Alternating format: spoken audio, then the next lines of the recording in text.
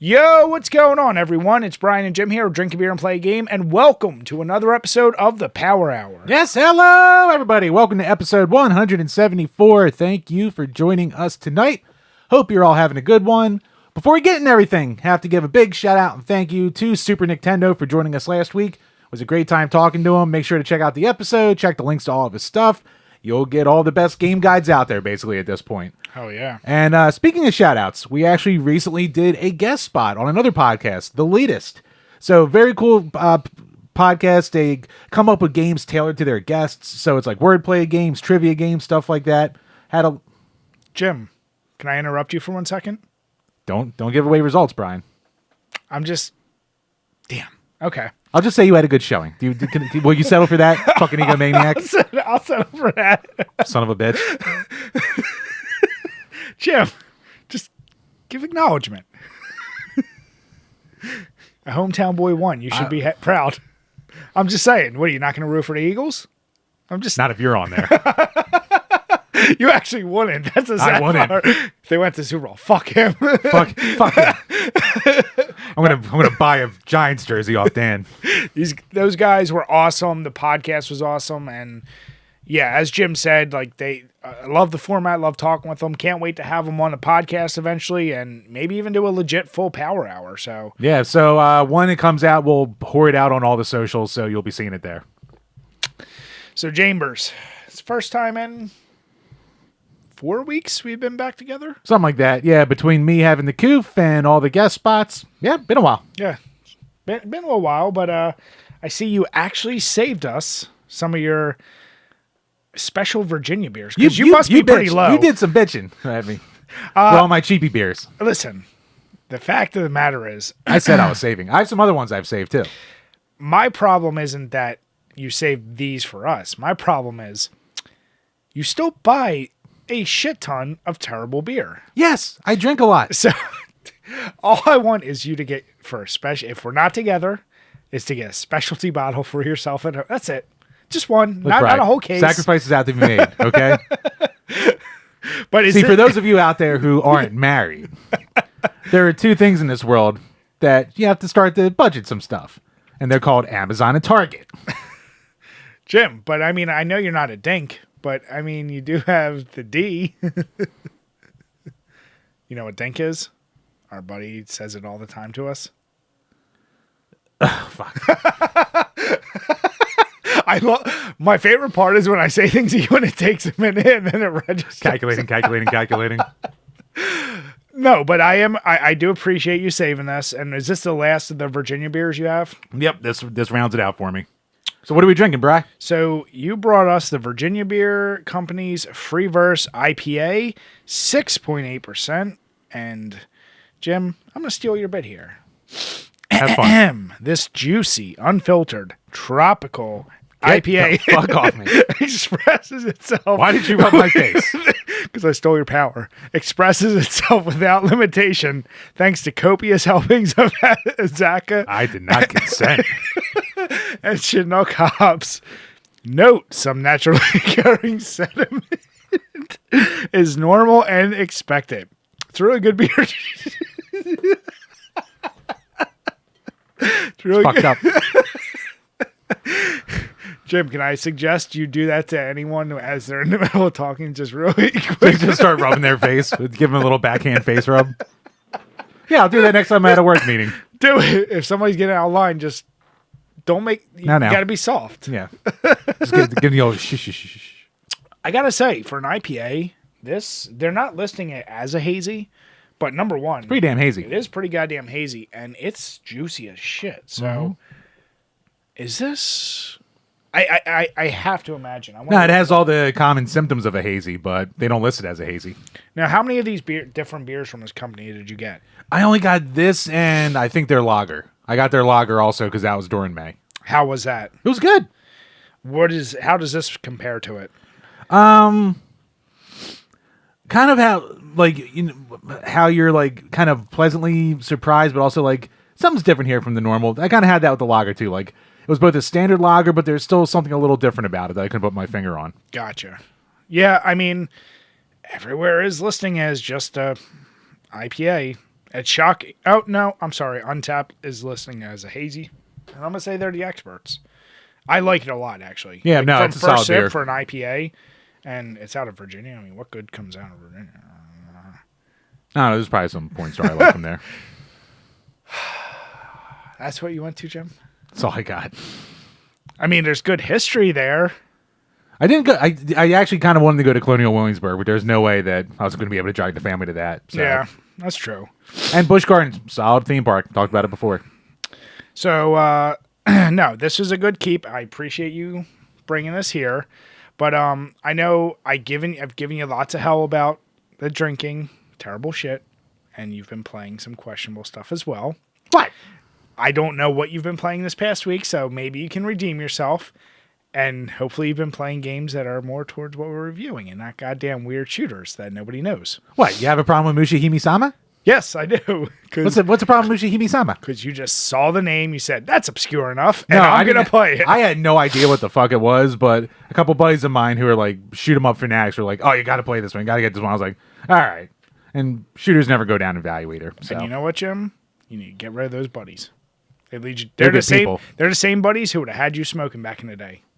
Drinking anyway. Drinking and drugging. Would have done that anyway. But yeah, I actually haven't had a lot of time to play stuff this week. So when I have had some decent time to myself, I've been sitting down just to get through Sonic 3 and Knuckles. So Patreon review request we have coming up, and my last resolution game. So one I definitely have to bang out. Okay. Yeah. So I'm like 8 of the 14 levels in or something like that. So getting With there. With all three characters. You either get footage of all 3 characters. Well, you'll get footage, but you either get full playthroughs of all 3 characters, or I fucking trudge those goddamn Chaos Emeralds. So I'm going to go up the Emeralds to get the special goddamn ending. God, I hate special stages in Sonic games. Blue Sphere is probably the best one, but I still goddamn hate special stages in Sonic games. You know, Jim, it warmed my heart. I forget if you said it during the Leetist podcast or if you did it on Twitter, but you were talking about Sonic 3. And we haven't talked yet about our opinions of the game because we haven't done the review yet. Right. This actually stemmed from my little rant like a year and a half ago on the podcast when I said it was overrated. Yeah. But that was before playing the full experience. Having played it myself and having not played it as a kid, I thought initially we were going to be on very polar opposites. Mm-hmm. I don't think we're going to be as polar opposite. I think we're going to be polar opposite with anyone who... Well, with opinions of it. I'll just say that. All right. I think I know what you're getting at. So, yeah. Actually, speaking of warming the heart, I am glad that you had the same experience I had with Uncharted 1. So that fucking game. So, yeah, that was a game I finished, and I have all the Uncharted's, as... I didn't make them officially as my list, but I kind of grouped them in there. And even though we talked to people, everyone warned me, don't start with the first one. I am that sucker. I have to. And... Same. I played it. Here's the deal. What I do appreciate about it, now you never played the Tomb Raider, the newest... The reboot, no. The reboot, okay. That game is amazing. That is what it felt like Uncharted... It came out after, so it was obviously inspired. It was, yeah. But, the initial part of Uncharted was almost unplayable to the point where I was like, I hate this. Eventually, you're like, yeah, you are. It's not fully an interactive movie, but you're like, okay, they're just trying to do these crazy set pieces. Like, what was that terrible Michael Douglas movie? Something to Stone, Surviving. Fucking. Our buddy Matt loves the shit out of it. I know what you're talking about. I can't remember. It reminded me of that because I can't give it as good as like Raiders of the Lost Ark. Like, even though it tried to be a knockoff of that. The thing is, there was a twist with like those weird creatures I was not expecting. I got used to the terrible combat at some point, but it just was like too easy to spam at some points. But then the final like act, like fighting that boss, the amount of times I fucking died because I was like, what? I'm getting shot way too fast or something. Like, it wasn't responding to me going undercover. I said to you, I am shocked that game had the franchise it did based off of that, but whatever. I'm done it. The only thing I will say is nice is, of the games I played for this year, it's one of the shorter main title games. So that's a bonus. There you go. I also started Disco Elysium. Oh, nice. So it's... I've always heard good things about It's that. good, but it's so weird. Like, I don't know if you'd like it because it is like very text heavy and very like you're in the story. It's written well. And it's like if David Lynch wrote with, who wrote something about Mary? Farley Brothers, is it? Oh, Fairly Brothers. Fairly Brothers. Yeah. It's like if those guys, I feel like, combined. That is a weird combo. It's a very weird combo. It's like dark, tries to be humorous. I don't know. It was just, it's out there. I started that on purpose because I've had it on my Steam list forever. But I did a lot of hours into Sonic 3 and Knuckles. Just so I can be prepped for when we do our review. Yep. I'll leave my opinions till we get to that point. Yeah, we'll probably record that in the next week or two. Yeah. But outside of those two, there was another game I started playing, and I don't know why I'm completely blanking on it right now. But those two, the problem is I spent so much time in the last week on just those two that, yeah, I think the next week I'm probably not going to get as much. But, yeah, man, I think we're going to beat 50 Oh, yeah, definitely. very easily. I'm in the low 40s now. Yeah. And, yeah, the only other game I touched was our buddy Travis, good old Hibiki. He was like, Jim, I want you to talk about a Turrican game on the podcast. I was like, okay. So I have the collection on Switch of all the games, so I popped in Turrican 1. So I've always had it on Genesis, and I do have it on the Turbo, too. The Turbo port kind of sucks. The Genesis one's okay. The one in the collection's like kind of ripped directly from the Amiga. So I'm like, all right, I want to collect this so I can have an Amiga game on my level 50 list. And I mean, it's, if you don't know Turrican games, very European run and gun, European in the sense that you have no recovery time when you get hit. Water droplets can kill you, shit like that. So, but it's a very solid, sci-fi run and gun. You have all the different weapons and shit you can go back and forth with. I think the later games definitely added, well, obviously they added to it, but the later weapons are way more fun. And I was actually I was kind of blazing through it. Mm-hmm. The last level, holy shit. Tough. Like I have to go back and finish it. And the biggest bitch about these games, or at least with the first one, is you get a set number of continues, but each level is kind of broken up into 3 areas. And if you game over in, say, like you're on like the boss of the 3rd area, when you use a continue, you start right back at the first part of that level. And you have to do it all again. So that turns into a fucking bear with the last level. So I'm making my way through that. I'll finish that off, but I always like I grew up with Universal Soldier, which is kind of a butchered port of Turrican 2, but it's a series I've always liked. What pisses me off about that is I can distinctly remember back when I would sometimes allow you to choose game pairings. Yeah. You used Turrican way too much. One of the Turricans. And I remember hating that you kept saying that. And you also, I think, used that one time as like one of your favorite covers. I do love the cover of that. Yeah, it's so fucking goofy. Because you talked about it so much. And to hear that you're just now playing it, I'm like, you motherfucker. I mean, I put time into the Genesis one as a kid, but like I was always more of a Turrican 2 guy. Yeah. I've never played any of them, but I could be down. Yeah. Yeah, you know what? I think you'd probably enjoy them. Like, you're not going to like it as much as Contra, but it's still like a solid run and gun game. Run and guns, to me, just like vertical shooters, like... And it's definitely way more platform heavy than like a lot of the other ones. Yeah, and my thing is, there's not a ton that I've played of either of those genres that I think are terrible. Most of the time, they suffer from just being too average. And if you give me a good enough gimmick in those, chances are I'll probably like it. Mm-hmm. And unless it's like that type of difficulty that's like unnecessarily hard. Yeah, I mean, maybe one day down the line, like I had the collection and there's only 4 games. Yeah. So hey, I mean, here's the deal. Maybe 5, I forget. After the games we've been reviewing for Patreon, that would be a breath of fresh air. Probably would. So yeah, that's really all I've been touching. Yeah, nice. So yeah, we are going to have our level 50 club update, but as I said, I think we're hitting that pretty goddamn easily. Yeah. And I still think the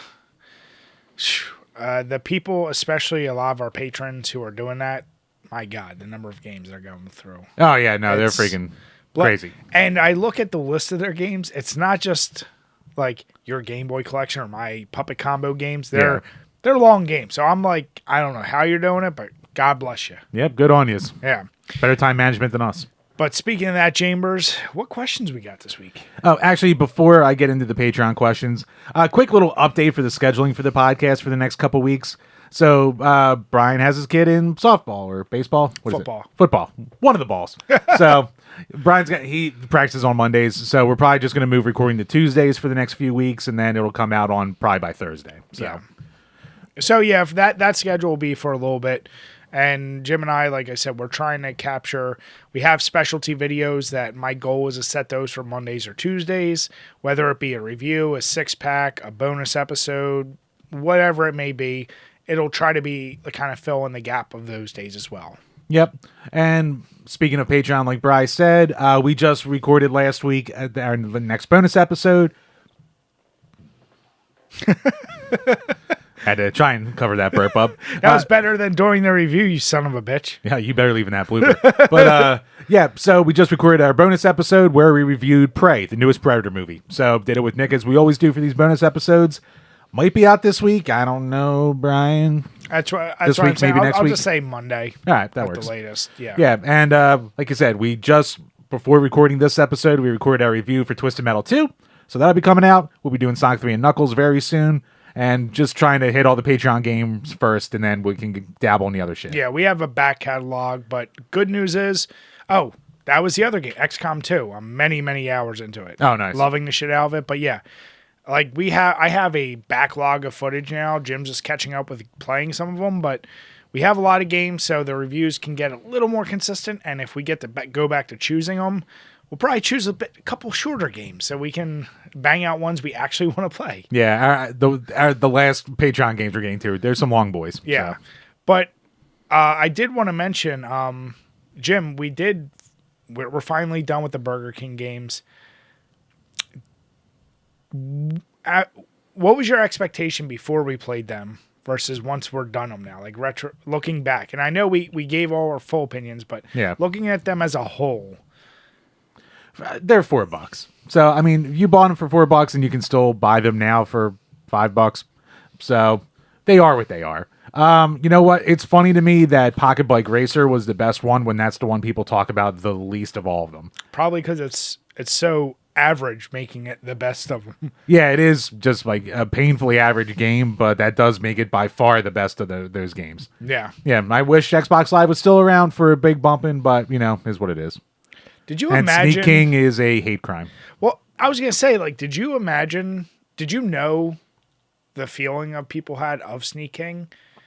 Like, before playing it, I actually... Until it became a meme in the last couple of years, I really didn't. And that was the thing, is like, I thought that might have been, like, one I would have got more entertainment. Like, I thought that was going to be the funniest one. Right. Because I knew, like, the Pocket Bike was just a Mario Kart clone. The Big Bumpin', I'm like, how fun could I was pleasantly surprised. It's actually kind of a shame because our buddy Elvin Monk did like a bunch of like research into this, and he laid it all out in our Discord. Check the link below. If you like Discord, join our Discord. And apparently they had so many like more ideas for the game, but Burger King fucked it. That was the only one that they had direct involvement in, and they just chopped out so much shit. And they're like, no, the king can't do this. No, the king has to do this. All that kind of crap. Because it was going to be like, it probably wouldn't have been great, but it would have been a lot better than it was. Yeah, there would have been a few things that would have made that. It would have basically been like a licensed Metal Gear Solid ripoff. Yeah, which would have been significant. And it kind of explains like all the dead areas and shit like that are like kind of useless into hiding and stuff. Yep. Which wind up being nothing. They're nothing, yeah. So, no, we do appreciate the Patreon reviews. And you know what? Give us shitty games. That's fine. Give us long games. But as we said, we have the backlog, but good news is we have pretty much all the footage for the next 3 or 4 videos. So, yeah, those reviews, we will also want to update you guys on when those expected reviews are going to be coming out. But as I said, to pad in between some of them, I have a laundry list of 6-pack videos of just trying to find the time to make them up. So. Yeah, and I got a couple short like hardware videos I can do that of some stuff people sent us that I've been owing them a video on. So yeah. But speaking of Patreon, Jim, what do we got for questions? Yes, patreon.com/drinkabeerandplayagame, where for as little as $2 a month, you can ask a question that we will answer on each and every single one of these Power Hour podcasts. First up, from Game Whisperer Dean, please check out Joe Senegalia. He runs a beer review YouTube channel and was 1/3 of the Arcade Outsiders podcast. He also has an awesome home arcade, which you can see a lot in his videos. Gave us his info for where to find him at JOW_42. He would be a great guest. All right, I will definitely check him out. Always down to talk to new people, especially some. It's nice to talk to people who are like a little more beer centric too. Nothing against like the straight up gamers, obviously, but I mean, we do like to talk beer when we can. Yeah. Too, so. And I do get, you know what? I have fallen into a little bit of I've been checking out more beer reviewer things. And that's the thing is like with us mixing the two things, we obviously lean significantly more gaming, but those beer communities are a pretty tight knit thing. And it is interesting. You realize just like when you do any hobby enough, when you see the real pros at it, how much stupid we would sound talking to them. Like, oh, I'm sure. Like people sometimes think like especially me. Well, I'm saying though, like people talking to us sometimes go like, man, you guys know a lot about beer. It's like, no.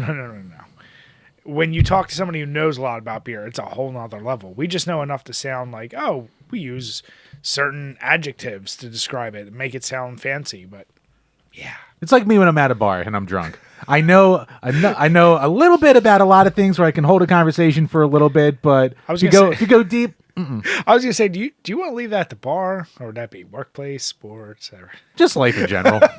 Jim's always that one. I will give you credit. You always say it confidently enough where someone's like, he might actually know his shit.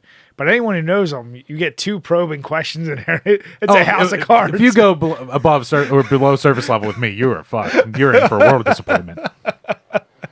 No, but yeah, I will gladly reach out. If he's willing to be on the podcast, we're willing to have him on. Yeah, definitely. Next up from Burn Retinas. Embracer Group just bought limited run games, IP rights to The Lord of the Rings, and have assigned development to Star Wars Knights of the Old Republic remake to a new team after the game seemed to be dead.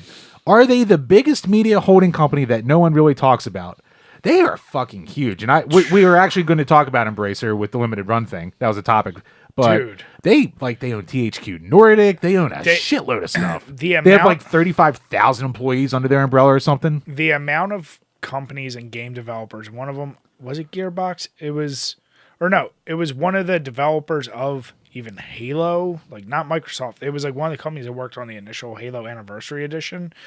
I forget their name, but like I looked through and yeah, the number of companies they own, I'm like, why have I never heard the name Embracer before? Yeah. It's insane because I think they used to just be THQ Nordic.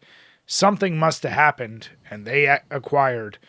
They're like quietly acquiring a bunch of shit. Yeah, I know. They're turning into Tencent without the government backing. Yeah, so we will get to that in a little bit because we want to cover the actual article and some of the statements made by it. But I was just shocked, like, the fuck are these guys? I was like, it doesn't sound like anyone I know. And I saw their resume. I said, son of a bitch. Yeah, really. Yeah. But no, I agree. They have definitely just come out of nowhere and are dominating shit. And last up from Gamer Astral, smoke a weed and play a game when? Not today, FBI. Not today. I was going to say, I feel like we have heard that request a few times, especially back in the day. PA is not legal, so. I mean, I would have no problem doing that, but here's the thing. I am either... Here's what you're going to get from me being stoned playing a game. It's either going to be me just sitting there vegging out and having nothing to say, or I'm going to get overwhelmed quick and I'll be like, I can't do this, and just turn it off after like 5 minutes. And as someone who's... It's not like booze, where like... another podcast mentioned this where they have like the 3 beer rule where like if you have 3 beers that you're in the perfect zone for whatever you're trying to do. 2, you're just getting warmed up. More than 3, you're going to be sloppy and a little not at your top of your game. 3 beers though. Bam. Perfect. Yeah. So yeah, beer, you have that let's fucking go energy. Weed, you do not. Well, and I think I mentioned this. I know we talked to somebody about this. My understanding is different strains of weed, like some of them are for like sleeping, some can make you like there's different levels. You get body highs, you get head highs, you get like overall stuff. Yeah. So of your experience, what is the one that would be optimal for gaming? That's a question, because in general I really liked headies. Those are the ones I like, the ones that give you the more head high. They're more expensive, but there's the ones I enjoy the most. Like mids are fine. Like they give you that like more full body one, which is probably better in general for gaming, I guess. Yeah. Headies, I'd always have the thing where like the hands and the toes get like tingling and shit like that. Like I remember the first time I got really fucking stoned. We were gonna meet up at a diner and then go somewhere else, but then we got there and then something or other happened. It was closed. So we just sat in the parking lot and smoked up, and we like decided to go to a friend's house who was like, I don't know, 15 miles away. So We smoke, and this is one of my first times getting really high. So I'm driving down the Roosevelt Boulevard, which is like one of the two big roadways in Philadelphia. We only have two main roads that connects everything. That's one of them. And as I'm driving, my feet start going numb. And I'm like, oh no. This is a problem. Panic. That was like the longest half hour of my goddamn life trying to make that ride. Yeah. So, but yeah, probably like a MIDI, some kind of, mid-range thing. Probably be fine. Nug never waste your time on because like it tastes like shit and it goes away in 10 minutes and then you're just smoking up again, wasting time. So I said many times, if it becomes fully legal and it was something we could do, it'd be something I'd be fine trying it. But I've never gotten high, and it's one of those things that's like I have no idea what my reaction would be. I mean, you've seen me enough drunk. I think one of my things is a lot of people don't even realize when I'm drunk. I feel like my mood doesn't shift other than maybe getting a little bit more loud. A little more loud, depending on the night, might get a little more aggressive, but yeah, but like ultimately, it's like I'm not like the fall down, fall asleep type. Me, if I puke, it usually actually helps me. Yeah, does not help me. Like I feel like in general with my drunks, it's not the mood shift isn't significant enough. So I don't know how weed would hit me. Yeah, that would be interesting to see. I don't know if I would just shut down, if I'd become more paranoid. I have no idea. Well, come on, PA. Let's get a non-cock governor in here and fucking make it happen. Gotta see Stone Brian. No, but good question, bud. Maybe we'll see in the future. Maybe one day. If you want to see a real, well, depending on how Brian is. I would be fascinated for myself. I couldn't me, you even could guess. watch me like actually play Guitar Hero for like 10 hours straight and like not be dead. Whereas if I play like sober, after like 4 songs now, I'm just like, oh my God, I'm burnt. Yeah. Either I'd be in the corner shitting my pants or I'd all of a sudden like speed running Silver Surfer on my first try. Oh, seeing you get that like stoner paranoia would be so fucking funny. I'd be like, the room's too small. I just bust through a wall. Knowing your dumbass luck, you would get something like laced with fentanyl and then you'd be like fucking madman. That'd be dangerous. You'd have to be away from me. I would have to be away from you. You'd fucking get you'd have like grapes of wrath, like retard strength, and just like lift up your house somehow or something like that. The only person to ever get like that messed up off weed, but those poor parking meters in Wildwood. Like I said though, hey, if it ever comes truly legal, I'd be down. There you go. So yeah, that wraps up the questions for this week. So once again, thank you for all the support, everybody. Make sure if you're new to the podcast, head over to iTunes and Spotify as well. Leave us a 5-star review. We'll read any 5-star review that you leave us. And once again, thanks for the support. Appreciate it, everyone. All right, Chambers. So we are back on the second one of these free verse. What's your opinion so far? I really like these. I liked them the last time I had them. Whenever one of the guest episodes we did, I was drinking a couple of them. You know what? Even among hazies, this is probably like one of the ones I liked more. Yeah, because like it's like not overly citrusy or like overpowering with a lot of its like haziness to it. It's just really well balanced and it's got like a surprisingly decent alcohol content too. So the thing that's throwing me off though is I don't know if you know. Well, I finished mine a little quicker. Big on the bitter in the back end. The bitter, like I almost call it a dankness in my mouth. Like I kind of feel like it's bitter, but it when people say dank, I feel it with this beer. Gives you a coating. Yeah. So just drink more. That'll go away. Yeah. It's the solution to everything. But speaking of dank and skunky beers, Jim. So it's been a while since we did it, but we like to talk about weird gaming items. Yeah. So what the fuck? Let's have a weird goddamn beer item for once. And, right. Good old Heineken. Number one, do you remember they were reasons. The most hated beer company in the world? Were they the most hated? Well, for one particular reason. Remember when there was like the breakup of like some big dogfighting ring and there was like Heineken banners there? No, I did not remember that. Yeah, so they were pretty hated for that purpose.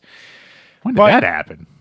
It was a while. I think it was kind of around Michael Vick's I was going to time. say, was Mike Vick sponsored by Heineken? I mean, I don't know if he was sponsored, but maybe it was even that event. I think there was banners. Like, so they caught some shit. Ruh-roh. I don't think I'm not saying they sponsored it. I'm just saying it but was you're in not the saying press. they sponsored it. I can't confirm or deny. In Minecraft. Don't sue us. Here's the deal. Maybe we're old. Number one. I am not a sneaker guy at all. Well, I'm wearing New Balances right now because they make my back feel good. I'm going to probably, at some point, I know I'm going to bite the bullet and get something that will both piss you off, but I think you'll like. So, there's a whole market of Jordans. Yeah. Custom Jordans. Bro, I want to see some Yeezys. That's what I want to see. Well, here's the deal. Those things I don't understand. I think are the most ridiculous looking shoes I've ever seen in my life. Correct. Even if they were $10, I'd say that's fucking ridiculous. The fact that they're $500 is ridiculous. So there's someone I follow on Instagram who does custom painted Jordans, but he has like Bret Hart, Shawn Michaels from WrestleMania 12 with the gold and white, Razor Ramon, and then he'll do comic book characters. And I've seen somewhere I'm like, those look just really cool. Even if I'm not a type where I worry about like cross coordinating, like, oh, I'm gonna get a pink shirt now because I'm wearing Bret Hart. Like I'm not gonna do it, but they look so cool. That's the highest level of my sneaker-headedness goes. So I think a lot of new sneakers look ridiculous, but these particular Heine kicks, get it? It looks to be almost, yeah. So yeah, designed in collaboration with noted shoe designer Dominic Sambrone, which means nothing to us. Right. We have the picture up as we're talking about this, but here's the deal. The gimmick, because you always got to have a gimmick, is that you're walking on their Heineken Silver, which is filled in the sole. How is this different than the old, the joke stripper heels with the goldfish in them and the water? I mean, you could have gone platform shoes. That was where they're more known for. But is it? Yeah.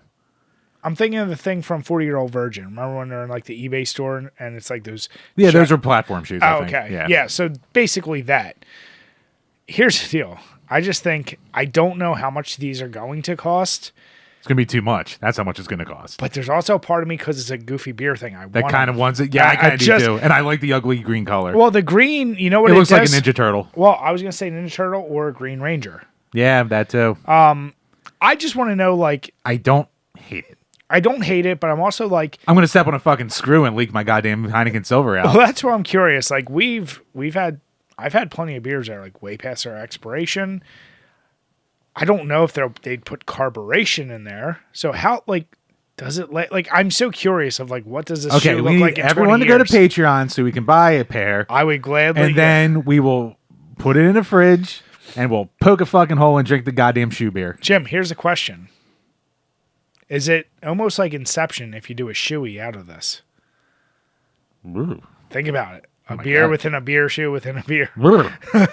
Jesus. Like I said, it's a goofy thing. I don't hate it because I don't think anyone's actually, other than collectors or idiots like Jim and I, who's going to actually buy these? Now, it's going to be us and Ric Flair. But what's going to happen is some like crazy popular celebrity nowadays, like someone may get them and then they become a hot item. Maybe. But it's goofy. I'm like, whatever.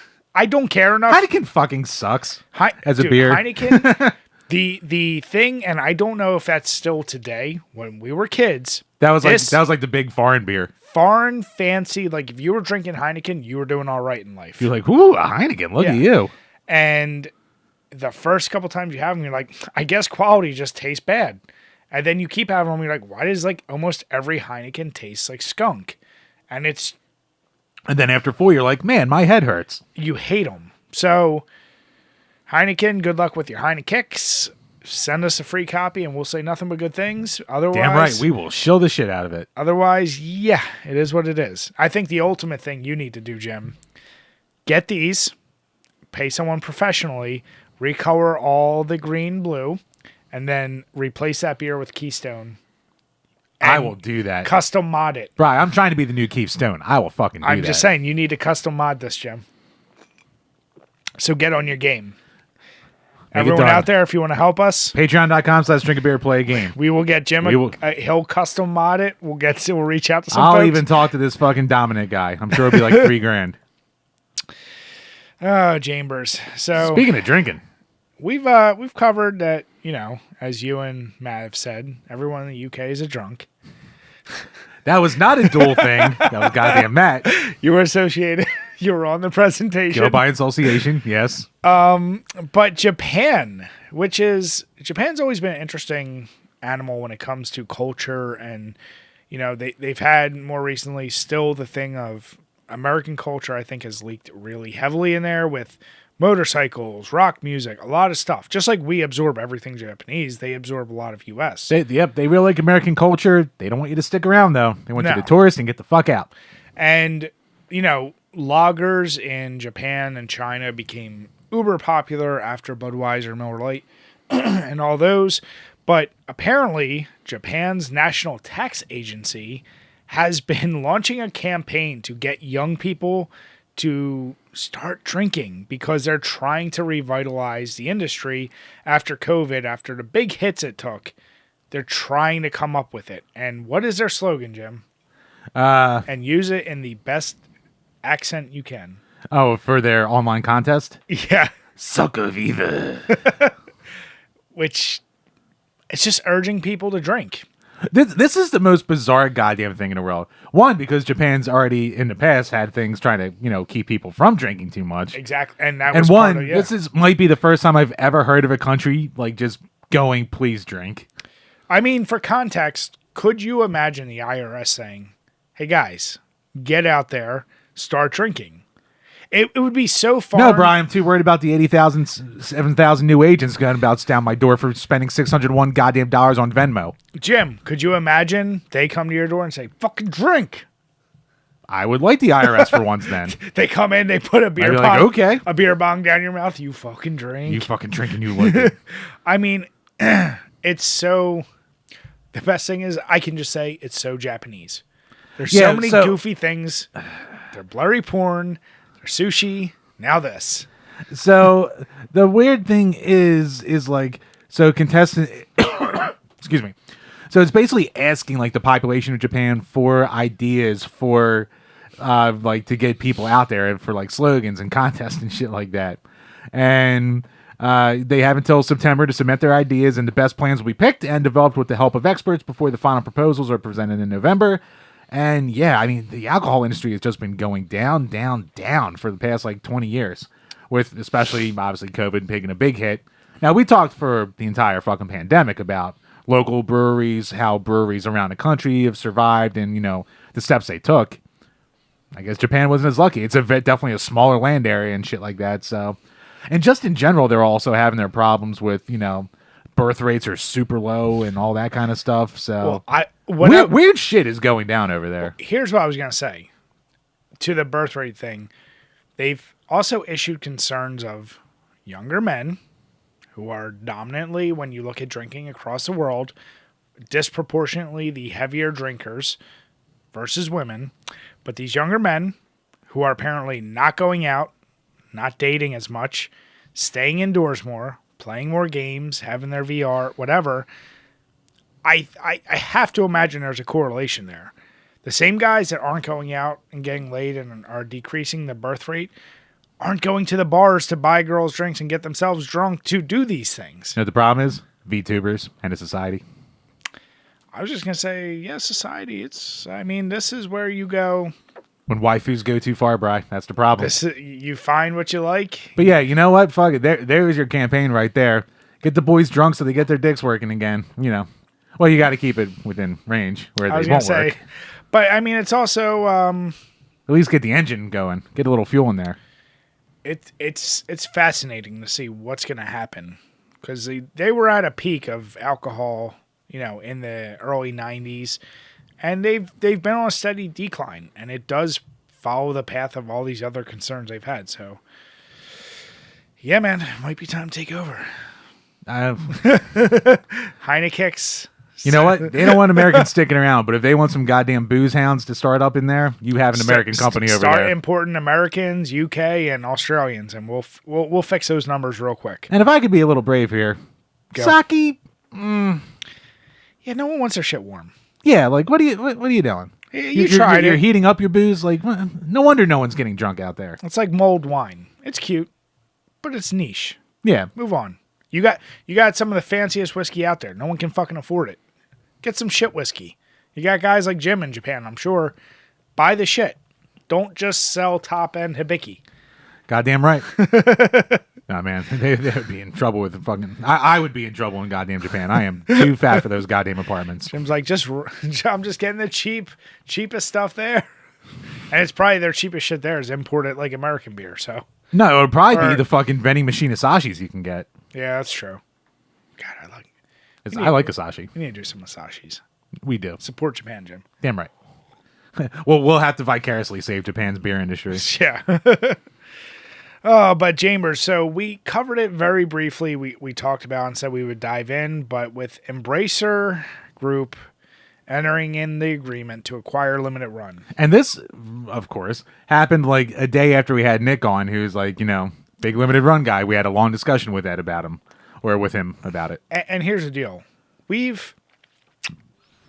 don't think we've been harsh on Limited Run. My personal experience with them, I think we've been holding back a little. We've been holding back, but here's the deal.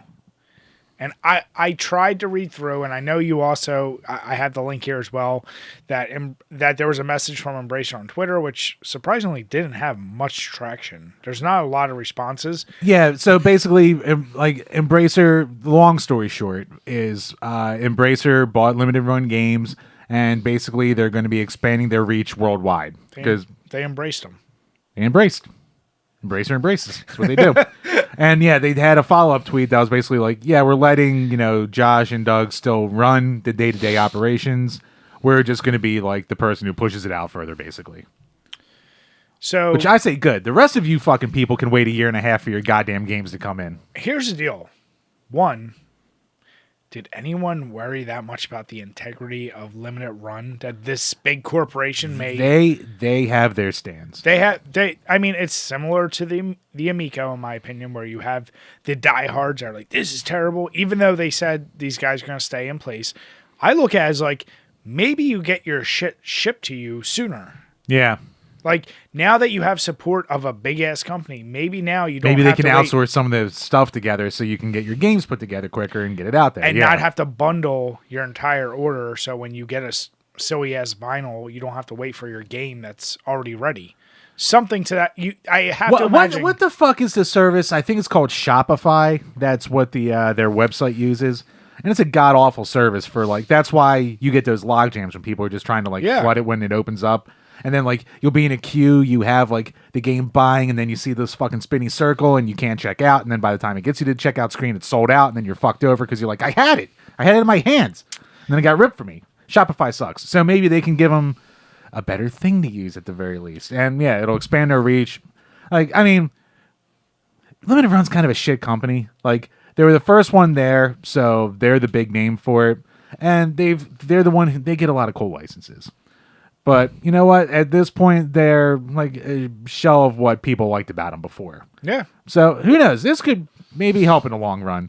And fucking Doug and Josh, at the very worst, they can get a big ass payday. So good on those guys. I mean, here's the deal. They still offer bundles that even I myself look at. I'm like, that would be kind of cool. Just like the Zombies Ate My Neighbors bundle. Yeah. Like, yeah, I would kind of like that. But shit, I can go get 3D glasses and make a goddamn water cannon myself. But at the end of the day, like, I feel like they had the intentions there, and then as we talked about with Nick, just like other companies, they got a little too big for their britches. That's what happened with them. And now they're trying to get fancy with like doing day one releases, like they did with the Shredder's Revenge, and like nothing's just more fucking annoying with that company when you're like sitting there waiting for like your order to come in from a pre-order, but then you see like the game sitting in a Best Buy, and you're like, what the fuck? Yeah, that's it defeats the whole purpose. So you either stay niche and do just the most obscure titles that absolutely no one has a chance, but they want to get fancy and be like, well, we could do TMT Shredder's Revenge. And you're like, okay, is it really going to come out? Or Streets of Rage 4? Like, and then you're like, why are you guys doing this? Your whole point was to give us media we couldn't get anywhere else. Right. So I don't think it's a bad thing. You Limited Run defenders, if you have a worry, let us know in the comments. Yeah, stick with them. We're not saying abandon them. We're saying like it's probably going to get improved. If you're a Limited Run fan, and you know what, honestly, if I started seeing people be like, yo, I got my Limited Run order 3 months later, Cool. I'd be like, Good. okay, maybe now I would reconsider. It could bring me back in the fold if I saw a process was done better. Yeah. Maybe. Yeah, I mean, like, as much as I hate to say it, if they have something I want, I still order from them, and I go, all right. Like, that's why I never buy the collector sets from them. Yeah. I just buy the base game. I'll get that the fastest, and, like, I don't need the extra bullshit anyway, so. You still like Ezra Miller, so you do what you gotta do. I can't even fucking. Don't even try. I got nothing. Fucking whack job. So, yeah, I mean, speaking of companies and now, issues, Andrew Tate, there's a fucking person you can get behind. Can we? Here's the deal, and I know you and I get him on the show. I mean, we'd have to say a little more hateful things, I feel like, about women, and then we might get there. Is it really that hard, though? We are married. I'm just saying. If you want to learn how to hate women, get married.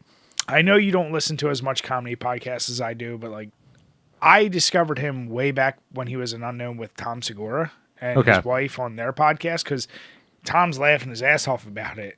And eventually they had him on, and they kind of blew him up. The level of celebrity he now has, because like Barstool picked him up and all these, and I'm like, he really blew up in like the last like 2 months. I'm like, he's gotten so much more attention than he deserves for just being a shtick. Like, it's so goofy, and I'm already so over him now. Like, oh yeah, I mean, so over being. He's getting kicked off everything, so we don't have to worry about him much longer anyway. But he's gonna be like stuck on Cozy and shit like that. He's because I heard him on the Dick Show like 2 years ago and something like that, and like I'm listening to him, I'm like, man, this guy takes himself way too seriously. Like, he's not being funny about the bit. He's just like, well, that's what all the things I've seen, especially like you said, Through Your Mom's House and other, and it's like, and he's talking about like his cam whorehouse. I'm like, so you're just running a whorehouse, basically, kind of. But my question is like, is he now? I look at him the same way as I look at what's his name, Dan Bilzerian, the dude that the big beard dude who just only posts pictures of his money, his girls, and his guns. I don't know that guy at all. Okay, so. There's these personalities I go like, is he just now like, I have to just amplify this personality? Or do you think that's him to his core? Probably both. I mean, I don't think he's a good guy by any means. No. I'm just saying, like, once he started seeing like, oh, I can get traction doing this, how much of it is now just played up for the look? Oh, yeah, of course. So so I don't know. That fucking guy. Yeah, come on the podcast. Yeah, come on in. But he would definitely be in trouble with the next article we wrote. I mean, we didn't. So you want to talk about things, and I'm shocked didn't get like more attraction, because this kind of just like came and went. But so Nintendo of America is. So we got this from Kotaku. They kind of broke the story. It was either them or Ars Technica is where I saw like both, but I'll go with Kotaku here. So Nintendo of America, their playtesters have been dealing with years of sexual harassment on the job, basically. Even though, so this is where it gets gray and where it's very gray. That title, like every title, you read that and you go, "That's awful." But then you realize, like, you read the entire article and you go, "Jim could get hit with sexual harassment in a lot of group chats if the basis is sharing memes." Oh well, yeah. I mean. So basically, there's a playtest. What do they call it? Aerotech, was it? So Aerotech is a contracted company by Nintendo that they're contractors. And for anyone who doesn't know, like major companies, Jim and I both work in industries where you have lots of contractors that do. I don't want to call it menial tasks, but they're tasks that it would be cheaper to just hire out to a company that specializes in this. And it's cheaper for them, like one big thing about the article is they say that there's not a lot of chance for growth, especially or being brought on full time, especially if you're a woman. Well, and from what the article says. No, yeah, the article. So to round it out, Aerotech is a company that's hired and they provide playtesters. So Nintendo utilizes them. And this particular, I'm trying to find her name, Hannah. It's not her real name, so they use the term Hannah. Describes some of the situations she's been in, and some of them include she was on a group chat that was called the Laughing Zone. It was like a dedicated group chat in Nintendo's own personalized chat system, which is hilarious because they can't even get a goddamn online server, but they have a chat system. Yeah. And it was meant to be a place for people to share memes and just like bust balls. And within it, of course, you get some creeps who post like screenshots from Reddit about how, how the fuck do you say that name? Vaporeon. Yeah, would be the best Pokemon to have sex with, or the creepy shit from Genshin Impact and Genshin Impact. Yeah, like creepy dude shit that dudes are shit posters. Take it too far. Is where I joke where like if you go in group chats, dudes sharing with each other the worst shit possible. That I look at it and this girl Hannah basically screenshot that and tried to report them for sexual harassment. Well, I mean, she was like, all right, this is like kind of making me uncomfortable. Can like we stop this? And then they kept doing it. So and here's one thing I want to get out of the way right away. What the fuck, people? Why are you doing this with work people? Let me clarify one thing. There's one thing to do it with, I don't want to talk to anyone from work after I leave the goddamn office. There's a difference between doing it with work people and doing it on work authorized servers. Also true. Like if you have a close knit group of friends and you guys have your own like text and whatever, that's different. But to use your actual work shit to do this, I go, whatever.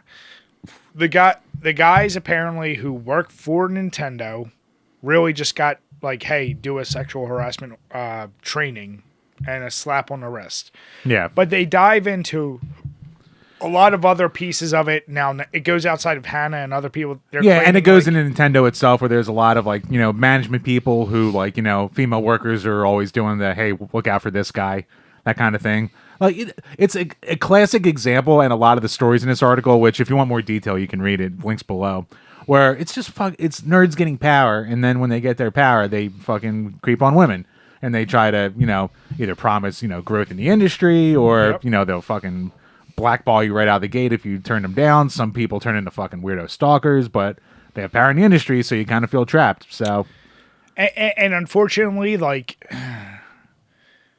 the article is misleading on some pieces because they try to point out they're like, oh well, the number of female playtesters is only like 40% or something like that. But my whole thought is like anyone being a playtester, like that's probably the lowest rung. That's pretty low of video gaming. And they're hyper focusing on this one area. Nintendo is if you had to guess, how many employees do you think Nintendo has worldwide? I don't know. 1 million? I would say at least 100,000. Oh, that's it? Really? I'm really guessing. I mean, I have no idea. Yeah, so I'm just saying, I'm actually, like, when I hear a company that big, I'm almost never shocked to hear that in some places that there's a problem. Not saying it's okay. I just go, like, when we've covered some of the beer companies, I've had shitty things, and they're like... And they're way smaller. And they're like 20 employees, you go, that's a problem. Yeah. Not saying this isn't a problem, but I just look at, like... The article's weird because they keep trying to formulate. They go above and beyond to say, like, here's what some of the women's accounts were, but then they like summarize in a very weird way where I'm like, there are problems here, but then you generalize and say that's a problem across all jobs. And I go, ooh, you're stretching there. Like, you need to stick to just what the article and the people are saying. Like you pointed out. This one nerd who they actually name, and I'm very curious. I want to look him up. Yeah, they're like, they reached out and he never commented back. But they gave the guy's full name, so I'm like, okay, so this one particular guy clearly got a management position and is a super creep. I know people in my company like that. I'm sure you know people in your company like there's people in every company. It's not okay. But in video games, I imagine it happens much more. Yeah, and like you said, with like call centers being like. They're very low rung employees and shit like that, and especially being a third party thing, like I almost consider it like kind of like fucking like a call center where like it's made to be like a shitty environment for a lot of turnover, so you don't have to pay people to be full time and crap like that. Yeah, none of them want. They don't want you to stick around. They don't want you to become a contract. Not to say I don't want you fucking sexually harassed out of the job. No. But that was one of my problems, I guess. They're acting like this is a video game specific thing for playtesters. And I'm like, in any industry, when you contract out, the purpose is you're not paying these people as much. It's costing you less. And you're not trying at all to guarantee they're going to come on board to be a full-time employee. Right. So Is there a chance? Yes. Is that can be your hope as a way in? Yes, but it's a shitty it's a situation. tough run. I Yeah. mean, reading the stories, it's like I don't like seeing that shit, and that shit is like that really sucks. But I look at it also as like, are you hyper focusing on one particular situation and generalizing like it's a problem everywhere? Like this is one area in Nintendo. Like, is that the same problem as it would be in New York and Philly? I don't know. This was random Washington. One of their campuses or something. Yeah. And hey, clean house. Go in there, do what you gotta do. But Nintendo will never probably take the word of a contract employee over they call them red badges. The ones Nintendo who like folks who are full term, like we're Nintendo employees, they're called red badges. That's just a shitty way that companies are set up. And I would advise anyone trying to get into it, realize if you're going to be a contracted employee, no matter what avenue, fuck video games, any avenue, if you're contracted to a bigger company, you're not going to be valued as much as their regular employees. Yeah, and not to say that it's right or that no, that's just reality. Unfortunately, that is kind of reality. So, but like one thing that I thought was really interesting, even more so, I mean, the article itself is pretty interesting, but is the lack of reaction to it. I almost think like people read the first like paragraph and went, "Oh, it's about a third-party company. Who gives a shit?" And just like kind of waved it off. Where there's people who's like, I mean, this company does report directly to Nintendo, and Nintendo probably knows about some of the shit that's going on too, especially if they're controlling who they take on full time. So the problem with that, Jim, though, is are you saying blind Nintendo fandom? Well, there's that for sure, but there's also for anyone who's in a professional setting, plausible deniability. Why you have those third-party things? Exactly. They go, that's Aerotech's job to deal with their own people. Yeah. Like, if they're fucking up, they need to do it. Now, when it's an Aerotech person complaining about Nintendo, the heads of Aerotech are going, how high do we raise this? Because Nintendo could say, they're becoming a problem. We're not going to renew their contract. We're going to get a different third party. So Aerotech goes, do we lose our $100 million contract with Nintendo? Or do we raise all these issues? And unfortunately, it usually comes down to money. It's not right, but that's the reality of being a contracted person. Yep. You bend to the will of whoever's paying you the bucks. Not right, but yeah. But yeah, like the article itself is kind of weird. The reaction to it's even weirder. Circumstances are weird. Like fucking nerds. Like God, like don't never give nerds power. Never give. But it's also like you said, there's no reaction. And is that more a symptom of you don't care about third party or the Nintendo fandom? Nintendo can do no wrong, which I've shit on Nintendo very much. But even the people who like normally shit on Nintendo too, like are barely not even talking about this. I will say the thing that got like the most traction on this article is the fucking thumbnail for it, where it's the picture of the red Joy-Con being like surrounded by the blue Joy-Cons and shit like that in a very menacing manner. And everyone's like, really? Is this the best one you did? Obviously, everyone photoshopped the fucking Piper Perry famous porno picture with the one red Joy-Con and the six blue Joy-Cons behind her. That's what I thought of when I saw it. And that's one of the things is these clickbaity things.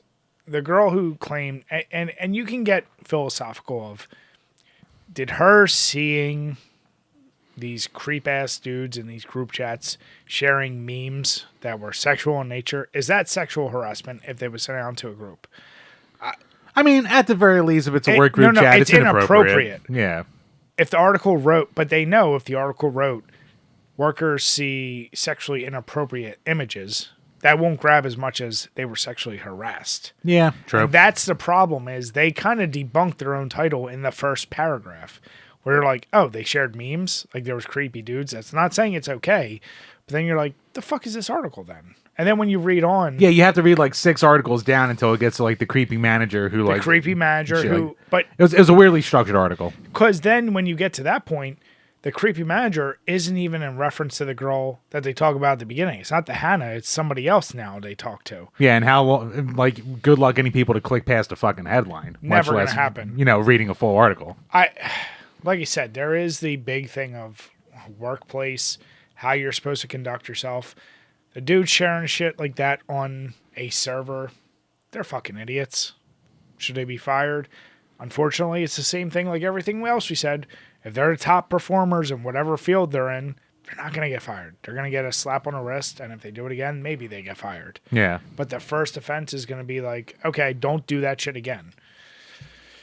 It's unfortunate. I would just hope that when taking a job, and I know for anyone getting in any industry, it's going to be tough, but realize if you go into any company that's really a contractor to bigger ones, don't think you're valued as much as a big company. And it's not right, but that's reality. I mean, even if you're in a fucking big company, don't think you're valued either. Well, everyone's fucking replaceable that everywhere. that goes without saying too.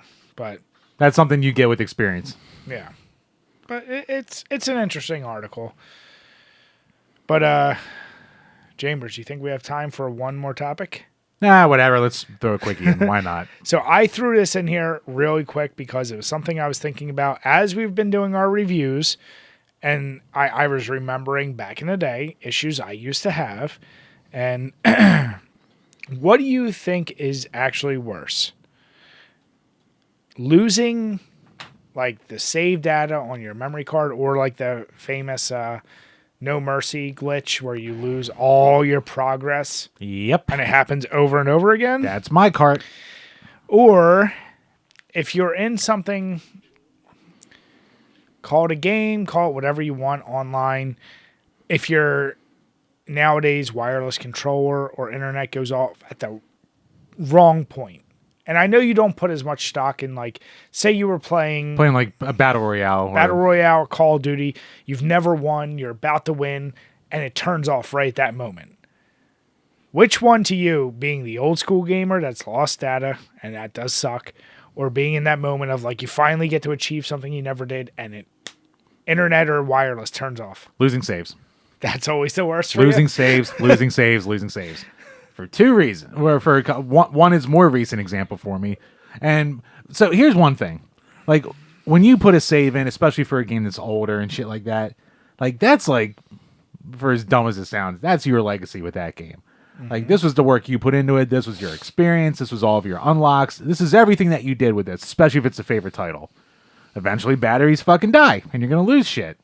And it's just one of those things that sucks. Or like fucking No Mercy, where you put goddamn hours and hours and hours in, and then it all just wipes.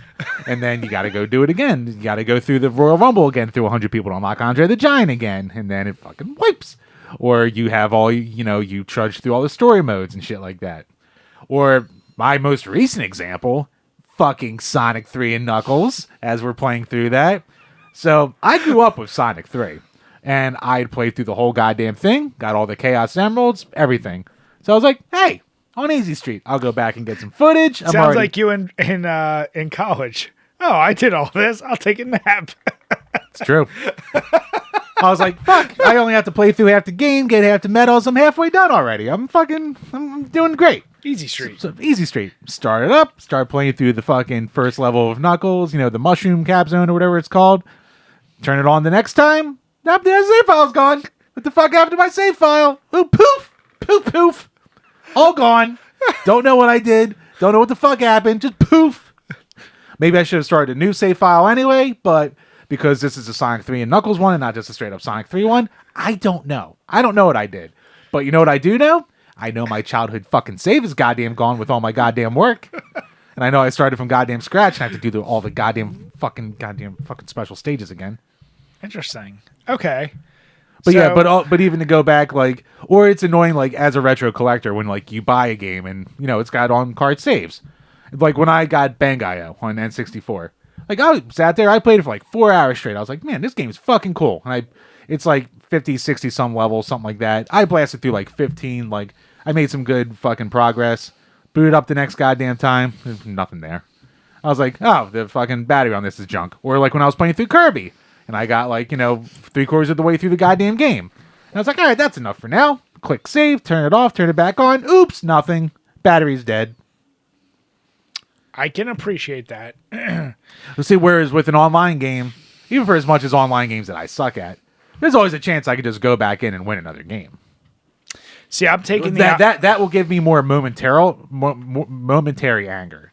Like, instant anger. I'm like, bah! But I'll get over it quicker. Whereas this is just like, fuck, I had so much put into this. So this is where I would argue the inverse where old school games, debatably even up to like Xbox and GameCube and PS2, I think part of the reason why you had cheat codes was they knew their limitations of saves, of potential bugs, in memory cards, shit erasing, whatever. Yes, it does suck on some of those games like you mentioned where you lose it and you're like, fuck, that's my childhood memories. But honestly, I have a whole box of memory cards and I've gone back and like, oh, I'll play like Hitman 2 or whatever. I have a save. I don't remember anything. If I'm going back, I'm probably going back to re-experience it. And I don't necessarily want to do it with everything I've already unlocked. I want to do it kind of fresh. Right. But if it does get lost, I can guarantee you all those old school games, 90% have cheat codes that if you really are that pissed off about it, you're going to get past it. And they compensate. With online especially, or whatever games, each instance is in theory unique. Like, yes, you could get another win, but if say you had a particularly, say you were playing, saying I was playing Tetris and I was finally going to get my fucking first you win. were finally, and something disconnected, your internet went out or something. You were like, and you don't get it. I would probably just drink bleach at that point. As much as I played this fucking game. That's a perfect example. Or like you were playing, I can't believe I'm blanking so hard. The roller game with the hitting the ball.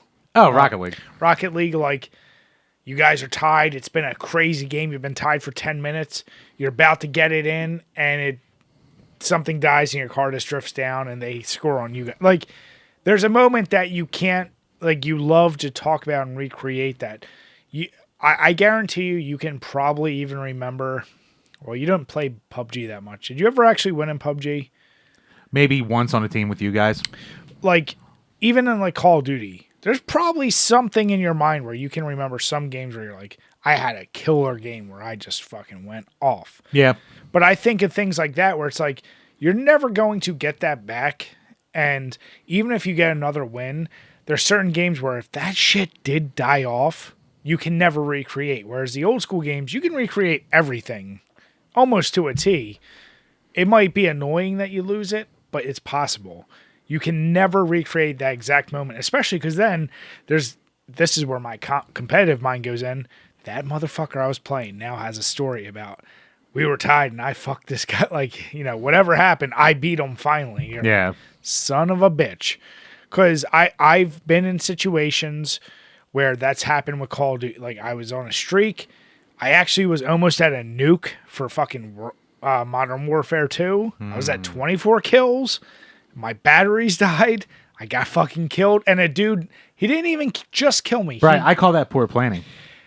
I call it, this is before they had notifications that batteries were dead. I call that twisting the knife. And no, speaking of the knife, I didn't just get killed. I got knifed up close. Bitch. It killed, like, I was like, I even remember the level. It was the one where it's the two high buildings across from each other. Oh, yeah. Like, dude, it just, the shit like that. I'm like, that burns a memory where you go, I can never get that back. There's nothing I can do.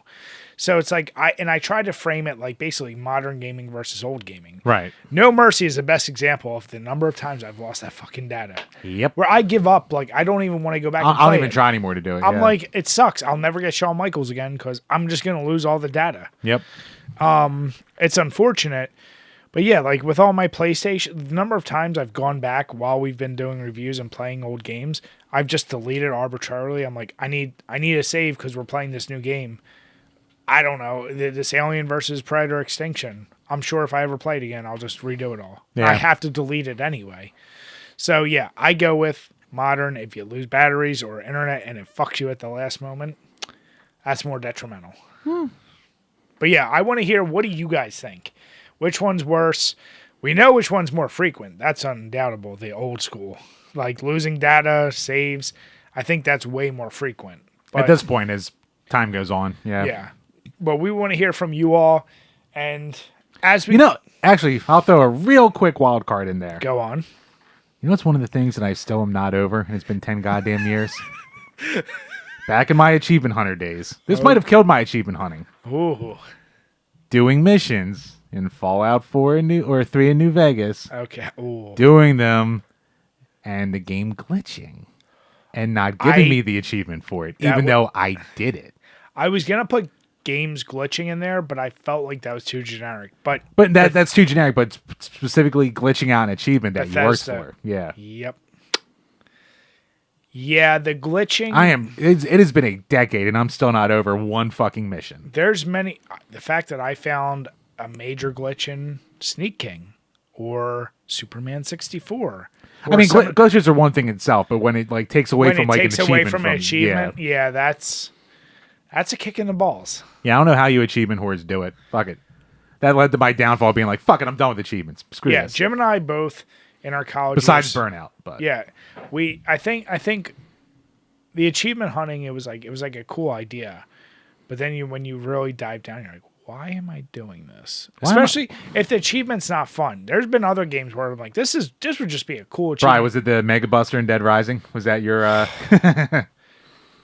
what was it, 10,000 zombies? I forget how many zombies you had to kill, but the amount of times I went back and forth with a car. I probably spent 3 real hours to 4 hours just riding cars back and forth, making sure I didn't die, getting the number, and I was like, why am I doing? Like after that, it killed it. I still have plenty of achievements, but I do not chase them anymore. Yeah, same here. Not at all. There's a pleasant surprise when you get a super rare achievement by accident. Oh yeah. Like when we did TMNT Shredder's Revenge, like I was unlocking shit left and right, and I was like, I'm doing better than Jim, and I'm unlocking these. This is awesome. Or like when like you play a game like say a Plague Tale, and like if you light the right torch and save one random person, like that's a super rare achievement. All of a sudden you're like, wait, what? Yeah. Yeah. Gaming. But yeah, I'll still go with the losing save just because I'm still cheesed about Sonic 3 and Knuckles. Yeah. So I was on Easy Street. That fucking game. But yeah, we want to hear from you guys, and we also want to say thank you so much. You've been listening this whole time. If you haven't already, please hit subscribe, hit the notification bell so you see when we get all of our new videos. If you've been listening this whole time, if you're not already subscribed on Spotify, iTunes, or whatever you're listening on, please do that. Leave us a 5-star or whatever the highest rating is. And even if you want to bash us, we will read it on these podcasts. So with that, we want to say have a good night, everyone, and cheers. Cheers, guys.